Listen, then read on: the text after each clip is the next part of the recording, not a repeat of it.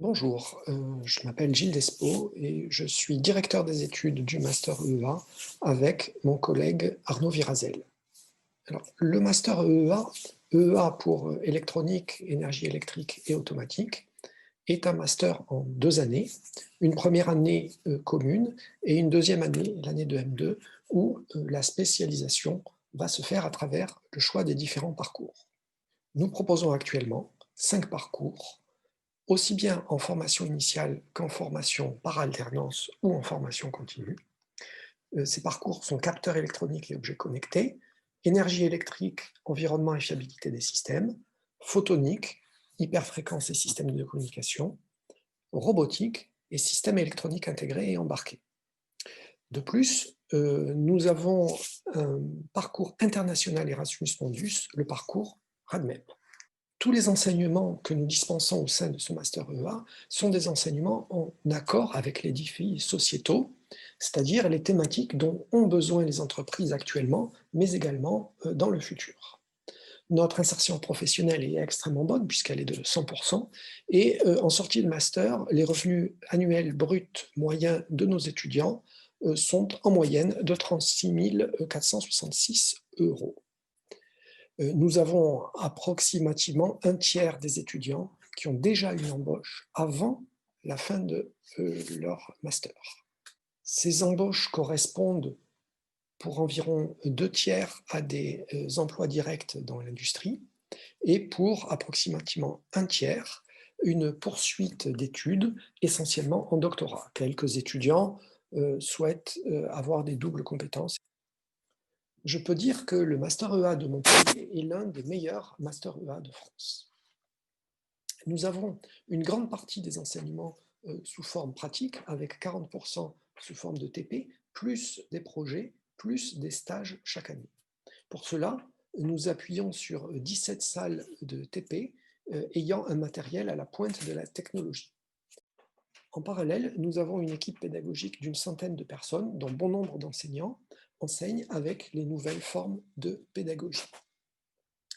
L'équipe pédagogique est constituée de 2 tiers d'enseignants de type académique et 1 tiers d'enseignants de type industriel. Ceci est conforté par l'appui de 2 grands laboratoires de recherche au sein de l'Université de Montpellier, l'Institut d'électronique et des systèmes, ainsi que le laboratoire d'informatique et de robotique et de microélectronique de Montpellier.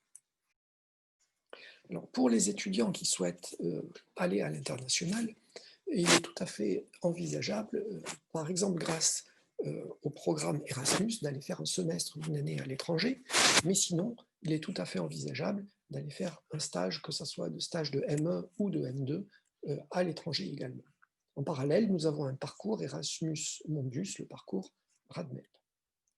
Alors, d'autre part, pour les meilleurs étudiants, il y a aussi la possibilité d'une double diplomation avec l'école universitaire de management. Là aussi, avec un petit peu de travail en plus. Et bien sûr, donc, toujours la possibilité de réaliser ce master donc, en formation initiale traditionnelle ou en formation par apprentissage. Là, l'étudiant a un statut de salarié dans une entreprise ou alors en formation tout au long de la vie. Nous allons voir maintenant un petit peu plus en détail les différents parcours. Nous allons maintenant passer au parcours énergie électrique, environnement et fiabilité des systèmes, dont s'occupe Philippe Henrici. Philippe, que peux-tu nous dire de la finalité de ce parcours?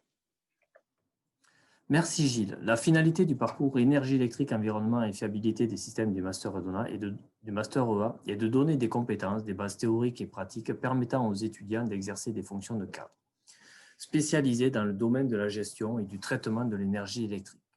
L'objectif étant de favoriser la transition énergétique environnementale. Les grands groupes industriels ou PME, PMI recrutant nos étudiants sont RTE, EDF, Enedis, Luxel, Valeco, Schneider Electric, mais aussi la SNCF, la RATP, Renault, PSA, Valeo, Safran, le CNES. Donc des grands groupes, mais aussi des petites PME locales, régionales. Les compétences apportées sont sur la production, le transport et la distribution de l'énergie électrique, les énergies renouvelables, principalement éolien, photovoltaïque, mais aussi la gestion et la conversion de l'énergie électrique des systèmes embarqués, tels que l'automobile, le ferroviaire, le maritime, l'aéronautique et le spatial. Nos étudiants participent ainsi à augmenter l'efficacité énergétique dans les systèmes de gestion de l'énergie électrique. Merci beaucoup, Philippe. Je vous propose maintenant d'écouter Stéphane Blin, responsable du parcours photonique, hyperfréquence et système de communication. Alors Stéphane, quelles sont les principales thématiques abordées dans ce parcours? Alors, le parcours c'est pour photonique, hyperfréquence et système, donc notamment de télécommunication. Donc, en gros, c'est un parcours qui va nous faire des étudiants qui vont sortir à l'échelle bac+5, donc à un niveau équivalent à ingénieur, pour notamment travailler dans tous les domaines qui vont toucher aux ondes que sont la lumière et les hyperfréquences. Donc, ces domaines-là sont très variés, en fait, puisque vous retrouvez de la lumière, notamment l'utilisation de laser dans de très nombreux domaines. Donc, ça peut être principalement dans les communications, pour tout ce qui est communication, donc que ce soit très haut débit, fibre optique, espace libre en optique ou communication avec des antennes pour tout ce qui est hyperfréquence. Mais on va trouver aussi dans l'environnement, avec le contrôle de l'environnement par laser ou par hyperfréquence. Dans le domaine beaucoup de la défense, avec les applications d'imagerie nocturne. Dans le spatial aussi. Dans le vivant, avec des mesures notamment de spectroscopie dans tout ce qui est biomédical, mais aussi dans tout ce qui est industrie et instrumentation. Donc, c'est un sujet assez vaste où, en gros, on va former des experts dans le domaine de la photonique et des hyperfréquences et qui toucheront toutes ces applications potentielles par la suite. Merci Stéphane. Je vais maintenant céder la parole à Andrea Cherubini, responsable du parcours robotique. Andrea, peux-tu nous dire quelques mots sur ce parcours robotique? Oui, bonjour. Donc le parcours robotique, c'est un parcours tourné vers les technologies de l'avenir, donc les robots, mais aussi du traitement de signal avancé, la vision, tout ce qui concerne par exemple le traitement d'images et des photos. Et il va former les étudiants vers des débouchés dans le numérique, mais aussi en lien avec l'électronique, comme tout le reste du master EA. Il est enseigné en anglais dans la deuxième année du master et en français la première année. Et il comporte aussi des travaux pratiques sur des robots et des caméras pour pouvoir traiter les images et piloter les robots et à travers différents capteurs. Merci beaucoup, Andrea. Je vais maintenant céder la parole à Arnaud Virazel, responsable également du parcours système électronique intégré et embarqué. Le parcours système électronique intégré et embarqué du Master EA s'appuie sur les compétences fortes et reconnues des enseignants-chercheurs et chercheurs du département microélectronique du Lien dans les domaines de la conception et du test des circuits et systèmes microélectroniques. Les différents mots-clés de ce parcours couvrent les aspects de la conception et le test des circuits numériques analogiques et intégrés, la conception et le test de systèmes hétérogènes et microsystèmes, les systèmes embarqués, ainsi que deux domaines très importants de nos jours, la sécurité numérique et l'intelligence artificielle, en l'occurrence l'utilisation de ces outils pour la conception de systèmes électroniques. L'objectif de ce parcours est donc de former les futurs acteurs du domaine de la microélectronique qui seront aptes à s'intégrer directement dans le monde industriel, ou aussi à poursuivre un travail de recherche approfondi au cours d'un troisième cycle universitaire, donc une thèse de doctorat. Le parcours SEIU du Master EA a une progression pédagogique sur 2 ans, donc sur 4 semestres, avec un premier semestre de tronc commun mutualisé avec l'ensemble des parcours du Master EA et un début de spécialisation des étudiants au niveau du semestre 2 du Master 1. Le Master 2 approfondit donc cette spécialisation avec des unités d'enseignement à la fois professionnelles et recherche qui s'appuient donc sur les spécificités du laboratoire et qui vont compléter la formation. Et un dernier semestre consacré à un projet de fin d'études et un stage industriel qui a pour objectif de placer l'étudiant sur le tremplin des DET. Merci Arnaud pour ces explications.